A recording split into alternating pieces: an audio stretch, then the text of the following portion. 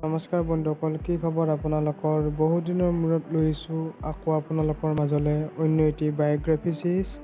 আজি আমি জানিম পাহিৰ বিষয়ে। বলকচোন তেওঁৰ বিষয়ে কিছু কথা জানো।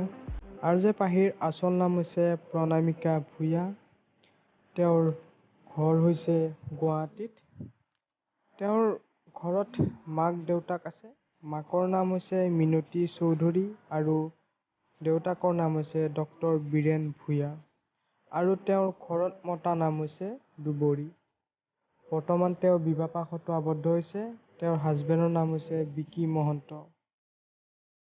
তেওঁ শিক্ষা ক'বলৈ গ'লে তেওঁ গুৱাহাটীত জন্ম হৈছিল যদিও দেউতাকৰ কৰ্মসূত্ৰে তেওঁলোক দুধনৈত আছিলে।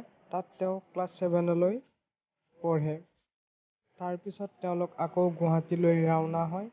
তাৰপিছত ক্লাছ 8ৰ পৰা মালিগাঁও চেণ্ট মেৰিজৰ পৰা তেওঁ পঢ়িবলৈ আৰম্ভ কৰে।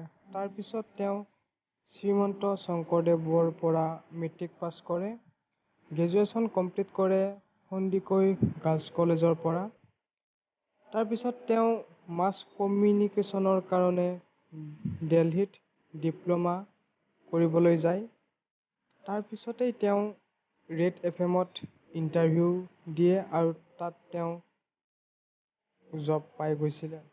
তাৰপিছত তেওঁ আকৌ মাষ্টাৰ ডিগ্ৰী কৰে GUৰ পৰা মাছ কমিউনিকেশ্যনত।